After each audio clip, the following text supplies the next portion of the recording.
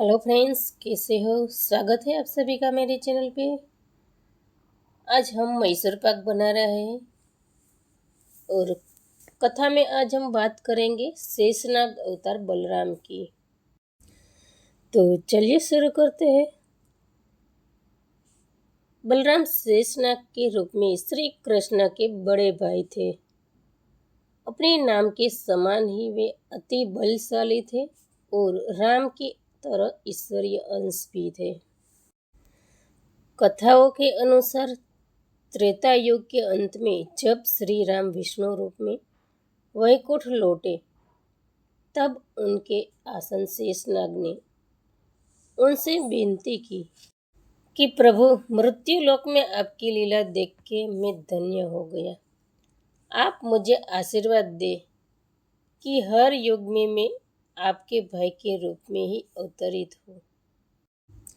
विष्णु जी ने कहा, हे अनंत शेष, मेरा कोई कार्य आपकी उपस्थिति के बिना संभव ही नहीं। मैं आपको आशीर्वाद देता हूँ कि मेरे अगले अवतार में आप मेरे ज्येष्ठ भ्राता के रूप में अवतरित होंगे।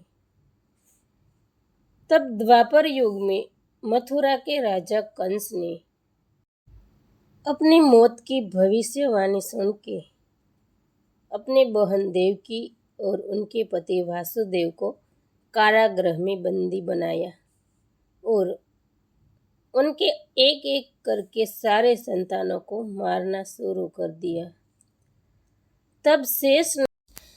जब शेषनाग जी देवकी के गर्भ में 7वें संतान के रूप में जन्म लेने वाले थे, तब श्री हरि ने अपनी योग माया से देवकी के 7वें गर्भ को वासुदेव की पहली पत्नी रोहिणी के गर्भ में स्थापित कर दिया और उनका जन्म हुआ। तो बलराम का ये नाम यदुवंशियों के कुलगुरु गुरु गर्गाचार्य जी ने दिया था।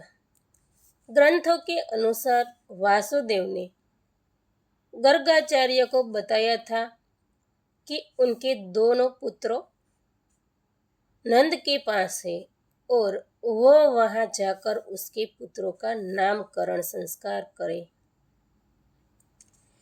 यदुवंशी की रीत रिवाज से गर्गाचार्य जी ने दोनों पुत्रों को नामकरण विधि संस्कार शुरू किया।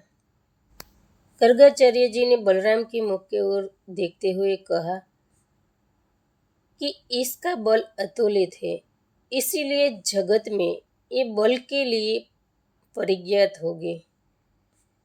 ये बालक अपने गुणों से सारे जगत में प्रकाश डालेंगे, इसीलिए इसका नाम बलराम होगा। नंदराय जी ने कृष्ण और बलराम का ये नाम संस्कार विधि गर्गाचार्य जी के पास जाकर गुप्त रहस्य से कराया था। श्री कृष्ण और बलराम की आयु में केवल 1 वर्ष का ही अंतर था, परंतु कृष्ण उनका अपने पिता के समान आदर करते थे और उन्हें दाऊ भैया पुकारते थे। प्राचीन कथाओं में दोनों भाइयों में असीम प्रेम दिखाया गया है। श्री कृष्ण ने बलराम की सहायता से कई दैत्यों का नाश किया था। अंत में जब यदुवंशियों को आपस में लड़ते हुए देखकर बलराम जी एक पेड़ के नीचे श्री हरि के ध्यान में बैठ गए।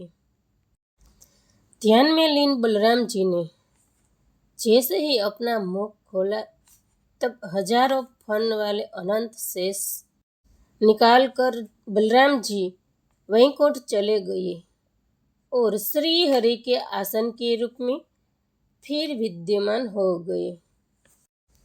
तो फ्रेंड्स, वीडियो पसंद आया हो तो लाइक, शेयर और सब्सक्राइब कीजिए और बेल आइकन को प्रेस कीजिए ताकि अवनवी रेसिपी और अवनवी कहानी के साथ मिलते रहे। तो मिलते हैं अगली रेसिपी में, तब तक के लिए bye bye. Thank you for watching.